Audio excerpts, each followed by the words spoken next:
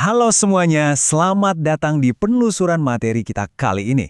Hari ini kita bakal masuk ke semacam mesin waktu melintasi 5.000 tahun sejarah untuk membedah akar politik dan teologis bangsa Iran sampai ke dinamika panasnya dengan Israel hari ini.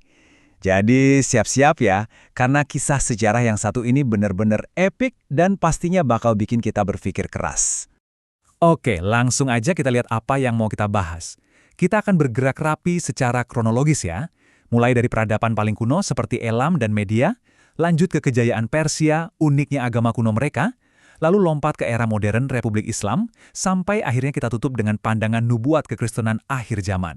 Masuk ke bagian pertama, akar kuno bangsa Elam dan Media. Kita putar waktu ke 3.000 tahun sebelum Masehi.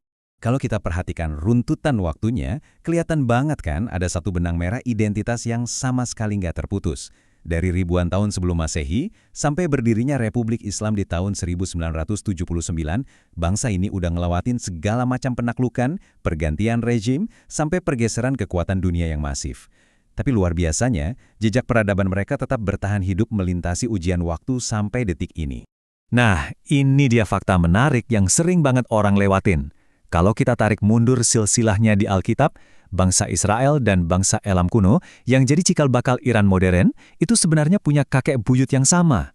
Yup, mereka sama-sama keturunan Sem, anaknya Nuh. Jadi, jauh sebelum ada ketegangan politik yang kita lihat di berita sekarang, akar sejarah mereka itu sebenarnya bermula dari satu pohon keluarga yang sama loh. Dan asalnya Elam ini bukan sekedar kerajaan pinggiran yang bisa dipandang sebelah mata ya. Mereka ini dulunya raksasa militer, sangat ditakuti karena pasukan pemanah elitnya. Saking kuatnya, raja mereka, Kedorlaomer, sampai berekspansi dan berhadapan langsung dengan Abraham di sebuah pertempuran sengit yang dicatat di Kejadian 14. Jadi, sejak awal peradaban pun interaksi geopolitik mereka dengan tokoh Alkitab udah sangat dramatis. Lanjut ke bagian kedua, kita bahas era kejayaan Persia dan persinggungannya dengan sejarah para tokoh Alkitab. Momen sejarah yang satu ini selalu bikin takjub.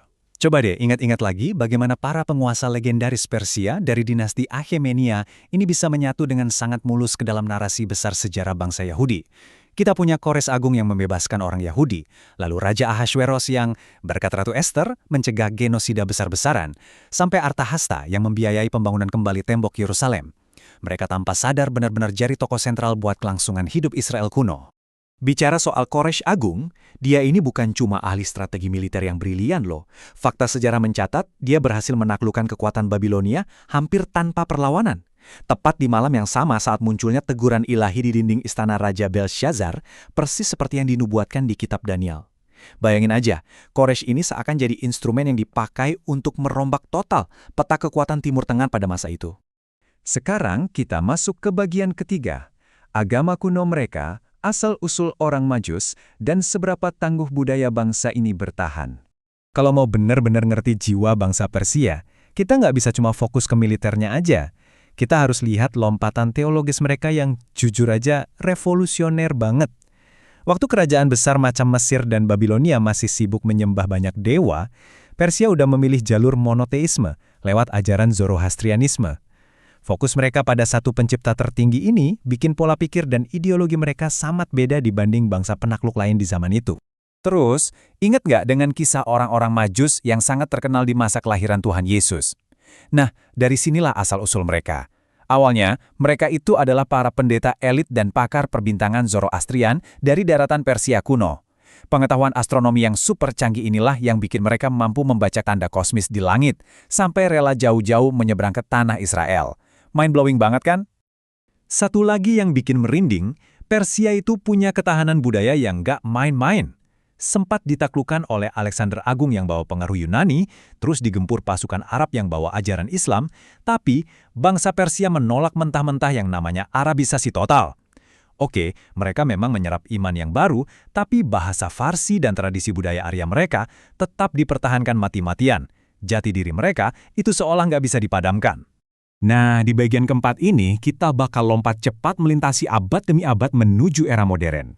Dari dinasti Pahlawi menuju Republik Islam. Mungkin ada dari kalian yang sempat mikir, loh, terus kapan sih nama Persia berubah jadi Iran? Jawabannya ada di tahun 1935.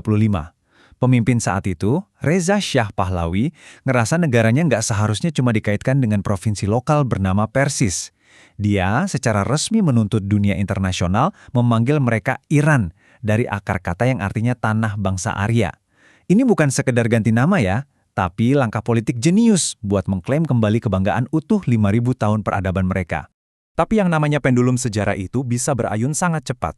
Dinasti Pahlavi itu kan sangat gencar melakukan modernisasi sekuler, pro-barat, tapi juga otoriter. Nah, puncaknya di tahun 1979 meledaklah revolusi Islam. Tokohnya, Ayatollah Khomeini, secara radikal membalik negara itu 180 derajat menjadi Republik Islam Syiah yang teokratis dan sangat keras menentang Barat. Keputusan ini otomatis mengubah konstelasi geopolitik dunia secara total. Jadi gini, kebijakan luar negeri Iran yang agresif hari ini itu nggak muncul tiba-tiba. Akar masalahnya bisa ditarik ke abad ke-16 zaman dinasti Safawi saat Islam Syiah dijadikan identitas resmi negara. Coba bayangkan, ketika teologi ekstrim yang sangat menantikan kedatangan Imam Mahdi, ini digabung dengan rasa superioritas nasionalisme Persia kuno. Hasilnya, sebuah fondasi ideologis keras tak kenal kompromi, yang sekarang secara aktif menggerakkan jaringan proksi mereka di berbagai konflik modern. Akhirnya, kita sampai di bagian kelima, sebagai penutup penelusuran kita. Bagaimana perjalanan sejarah raksasa ini bermuara pada pandangan nubuat eskatologi akhir zaman? Coba perhatikan baik-baik nubuat kuno dari kitab Yeremia ini. Sebelumnya, Tuhan dengan tegas mendeklarasikan hukuman atas kekejaman kuno bangsa Elam. Tapi secara mengejutkan, di ayat penutup, Tuhan mendadak menjanjikan pemulihan dan belas kasihan mutlak untuk bangsa Elam di hari-hari terakhir. Sebuah jaminan restorasi abadi dari Sang Pencipta sebelum sejarah bumi ini ditutup. Dan yang bikin takjub, kita udah bisa ngelihat sedikit bocoran dari pengenapan janji itu loh. Di peristiwa Pentakosta, pas Injil pertama kali turun dengan dahsyat, siapa yang secara spesifik dicatat hadir mendengarkan? Keturunan Partia, Media, dan Elam. Bahkan sampai hari ini, sejarah peradaban mereka diwarnai temuan gereja-gereja bawah tanah yang menolak untuk lenyap.